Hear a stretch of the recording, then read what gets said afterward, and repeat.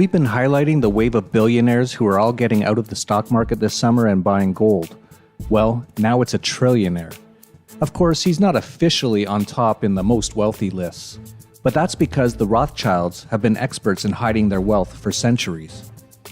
When Jacob Rothschild's great-great-great-great-grandfather, Meyer Amschel Rothschild, died in 1812, his will explicitly stated that no public inventory of his estate was to be published and that no legal action was to be taken with regard to the value of the inheritance. It's also been suggested that the Rothschilds used private, unrecorded, limited partnerships to accumulate wealth, like all the ones in the Panama Papers. By the end of the 19th century, it was estimated that the Rothschild family controlled half the wealth of the world. No one can prove it, of course, but it seems likely. You can see their fingerprints on many current events. In fact, their family has likely caused and financed both sides of nearly every war since and control virtually every central bank. And so when Jacob Rothschild says that he is buying gold because the central banks are out of control, you have to laugh. He and his family have been in control of the world's central banks for centuries. But he said it nonetheless. In his semi-annual address to shareholders of RIT Capital Partners, Jacob Rothschild announced that they are reducing stock market and currency exposure and increasing their gold holdings, and warns that the world is now in uncharted waters and that the consequences are impossible to predict. He stated, "The 6 months under review have seen central bankers continuing what is surely the greatest experiment in monetary policy in the history of the world. We are therefore in uncharted waters, and it is impossible to predict the unintended consequences of very low interest rates, with some 30% of global government debt at negative yields, combined with quantitative easing on a massive scale. It's not impossible to predict. There's going to be a gigantic crash." That's what Rothschild is telling us, and what our analysis of Shemitah and now Jubilee 2016 revealed to us. Financial disasters track these timelines, and Rothschild knows all about it. He's the best man to predict what is going to happen because he and other globalist elites have created the timeline of catastrophe that we regularly analyze and predict. And he's being clear that this timeline of catastrophe is moving ahead. For observers like us and you, he is stating the obvious. And others are making it clear as well. With just a month and a half until the end of the Jubilee year, very connected billionaires are warning that things are going horribly wrong. It's no coincidence. George Soros began to move heavily into gold a few months ago, and so did his buddy Crispin Odey. And now Jacob Rothschild himself is moving into gold. We're certain they already own tremendous sums of it, but he is buying even more now in the final days of Jubilee 2016. Rothschild and the others want us to believe they are concerned about this state of affairs. He's pretending he's making his move because he is worried. He's not worried. He knows what is going to happen. He helped plan it. They are acting concerned, but it's just an act. Rothschild, for instance, points out that despite central bank money printing boosting stock markets, this growth is detached from the real economy. In fact, he's basically warning that years of overprinting and 0% interest rates have destroyed economies around the world. This isn't just speculation on our part. It's not hypothetical.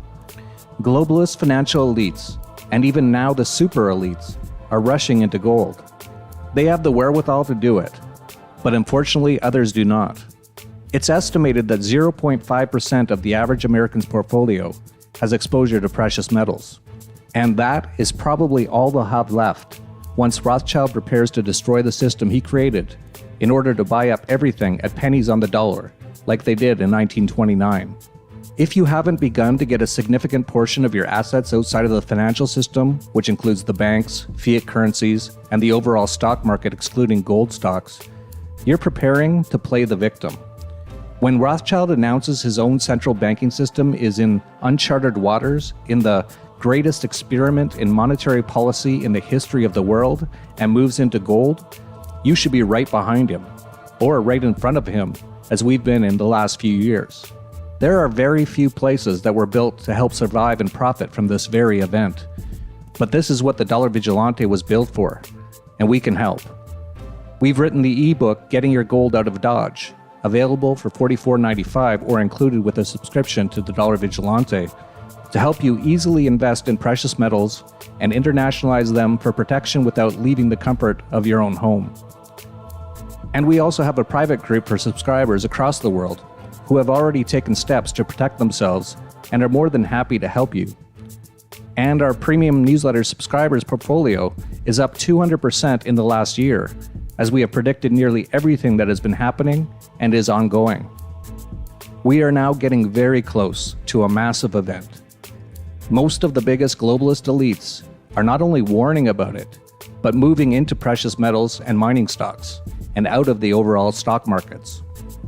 Even just a few months ago, the bond manager of what was once the world's biggest bond fund had a dire prediction about what was going to happen.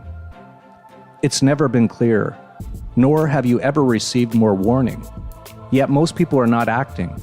Many are not even aware how close to the edge we are dancing. I'm going to turn to the audience for questions in 1 minute, but before I do though, I just want to ask though, one of the really interesting chapters in your book is about gold. And there's been a lot of media debate in the past about your views on gold.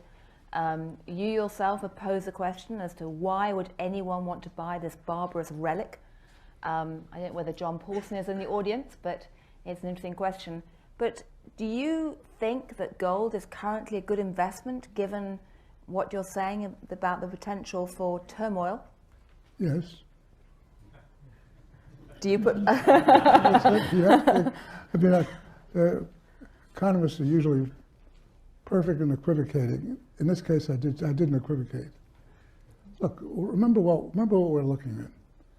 Gold is a currency. It is still, by all evidences, the premier currency where no fiat currency, including the dollar, can match it. And so that the issue is, if you're looking at a question of turmoil, you will find, as we always have in the past, it moves into the gold price. But the gold price is actually sort of half a commodity price. So when the economy is weakening, it goes down like copper. But it's also got a monetary characteristic which is intrinsic. It's not inbred into human beings. I cannot conceive of any mechanism by which you could say that, but it behaves as though it is. Intrinsic currencies like gold and silver, for example, are acceptable without a third-party guarantee. And I mean, for example, at the end of World War II, or just at the end of it, Germany could not import goods without payment in gold. The person who shipped the goods in would accept the gold and didn't care if there's any credit standard associated with it. That is a very rare phenomenon. It's the reason why, for example, in a renewal of an agreement that the central banks have made, European central banks, I believe, about allocating their gold sales, which occurred when gold prices were falling down, that has been renewed this year with a statement that gold serves a very important place in monetary reserves.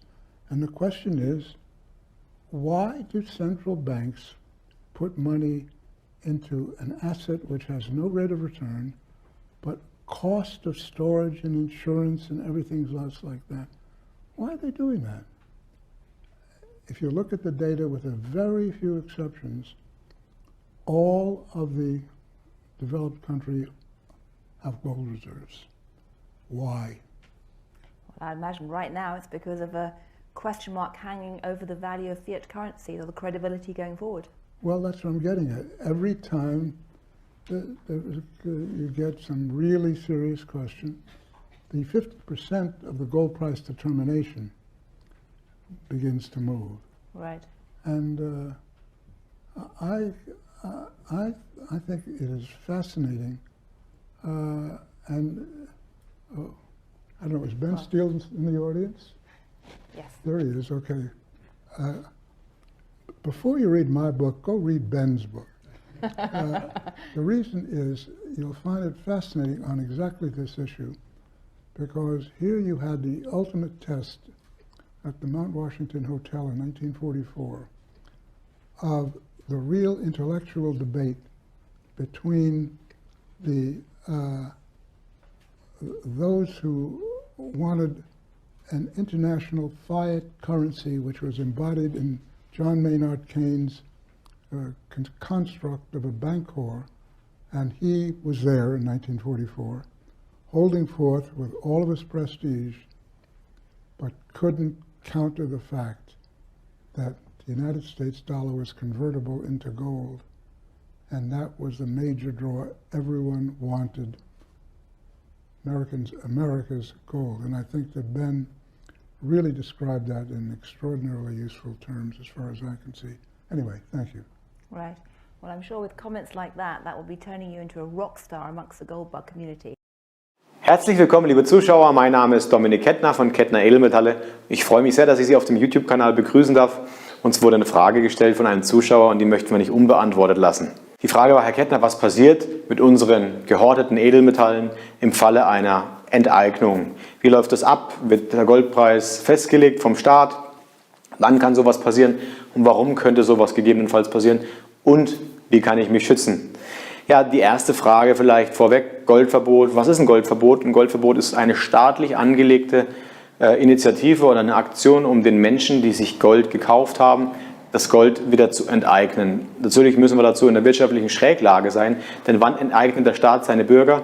Dann, wenn er nicht mehr selbst liquide genug ist, um mit den eigenen Mitteln die Steuergelder, die Zinsen der Schulden und verschiedene andere Länder, die der Staat vielleicht stützt, zu bezahlen.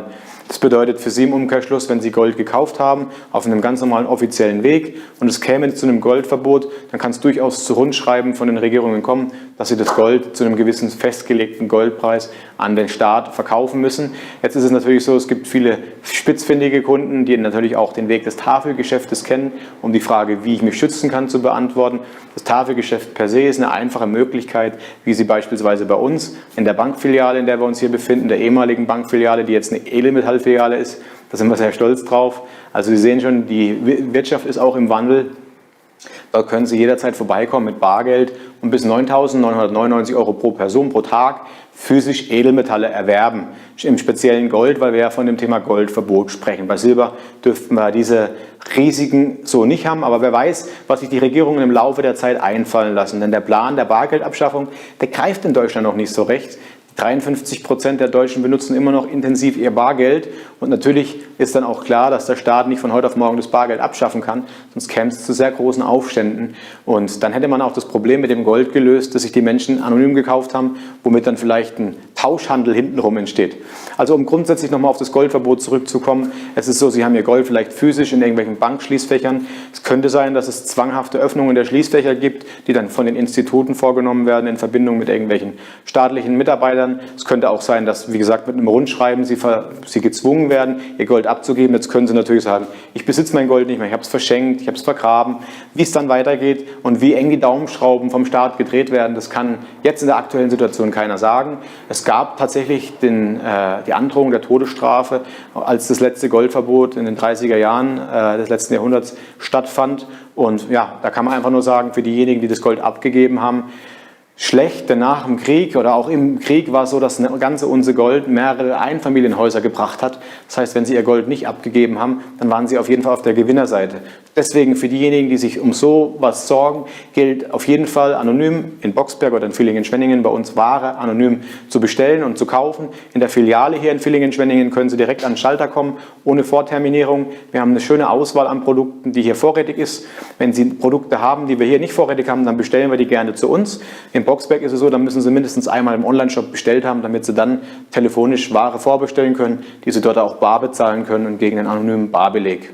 Ein anonymer Barbeleg ist nichts anderes als eine Quittung, wo unser Logo draufsteht, aber keine Rechnungsadresse von Ihnen und somit weiß keiner, dass Sie dieses Gold in Ihrer Obhut haben. Sie sollten natürlich die Quittung aufbewahren, denn im Falle eines Wiederverkaufs könnte Ihnen der Staat vorwerfen, dass Sie Kapitalvermögen veräußert haben und damit entsprechende Kapitalerträge erzielt haben und gegebenenfalls ein Steuersatz anfällt. Wie Sie wissen oder wie Sie wahrscheinlich wissen, wird Gold nach einem Jahr steuerfrei veräußert. Also man kann nach einem Jahr Haltefrist Gold steuerfrei veräußern. Ansonsten wird es unter den persönlichen Einkommensteuersatz gezogen und Sie müssten, wenn Sie es nicht beweisen können, dass Sie schon ein Jahr besitzen, mit einer Quittung beweisen. Können Sie das nicht, kann Ihnen der Staat eine Pauschale vorgeben, die er Ihnen abverlangt. Das vielleicht noch wichtig als Hinweis zum Ende des Videos. Lassen Sie uns mal einen Daumen hoch da. Abonnieren Sie den YouTube-Kanal und ich freue mich, wenn ich Sie beim nächsten Video wiedersehen kann. Bis bald, machen Sie es gut. Mein Name war Dominik Kettner von Kettner Edelmetalle.